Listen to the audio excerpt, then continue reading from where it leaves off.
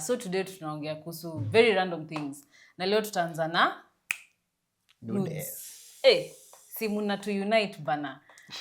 Hii imekuwa mingi sana. Na mimi kulingana na me actually think men are leading in that sector. Wanga. Why will the man send nude? So nataka kujionyesha nyinyi ni mashows. Not really. What sells is dem akituma nudes. For a guy, it's just maybe out of pressure, but si rahisi. Pressure gani? Kama mimi sijawahi tuma. Niulize pressure gani? Pressure tu. Sijui mimi sijawahi tuma, but mimi na argue. Wewe umesema kuna pressure, so lazima uko unajua. Basi tuambie kuhusu beshte yako umealituma na nini ilifanya katuma. I'm not speaking on behalf of a friend.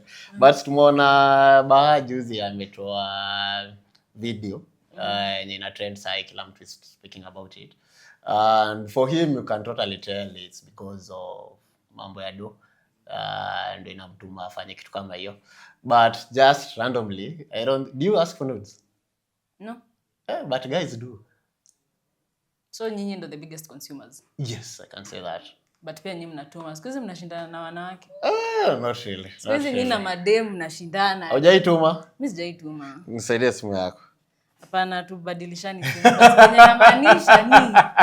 Hii industry saa hizi inalidiwa na nini? Like madem unajua kwanza si upata a lot of criticism.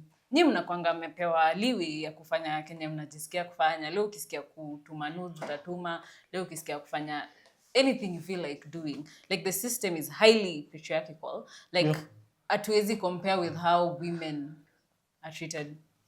I bet to differ. For a man, he's judged harshly. Yeah? No one pays attention as much as maybe when a woman does it. Yeah? Tumeona viongozi wetu akina the so-called MPs. Wengi wao wamekuwa na scandals za nudes. But ni story ya nani inabaki ikiongelelewa hadi wa leo? Male MPs or female MPs? But let's face it, actually a man only gets reprimanded if he is in a sex video and it so happens that he underperforms. That's when he gets punished for it, or it is underperforming tiny. In quotes. Pia ku underperform na depend uko na nani. No, hata kusema hata uko na nani. If the public decides it's an underperformance, it's an underperformance. Like it's no longer in the public hands. Is the one judging. Yeah, the public is the one that's judging.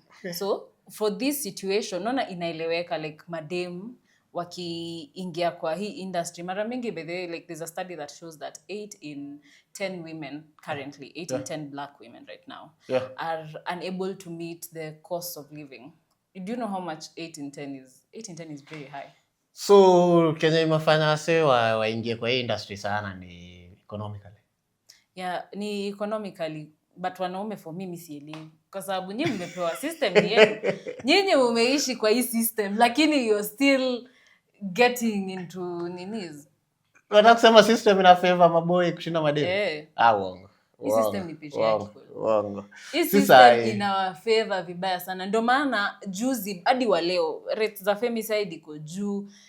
Utaenda hata tuache kufikiria Kenya hii third world. Japan, the first female mayor Japan.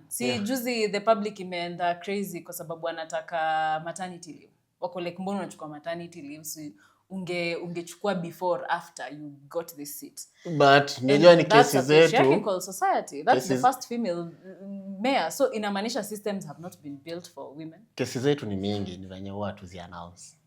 Mbona mzi announce? I don't know time. So nakwambia no one pays attention to whatever a man is doing. That's why nani ametengeneza hizo systems zenye no one is paying attention to men. It is men. All of us. No, it's men. Because that is why utapata siku yenye tuko huko nje end femicide for women ni nini.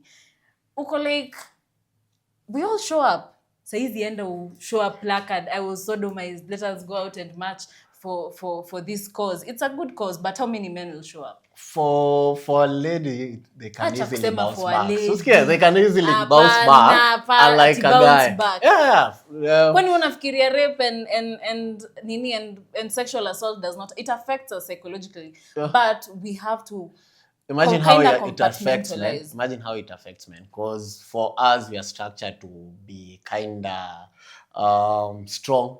No maana hata msee Sasa nani akibend. ametengeneza hiyo system yenyewe kuwa strong? All of us. Hey, pole. Ni wewe. Hii ni GBV. All of us ni wewe.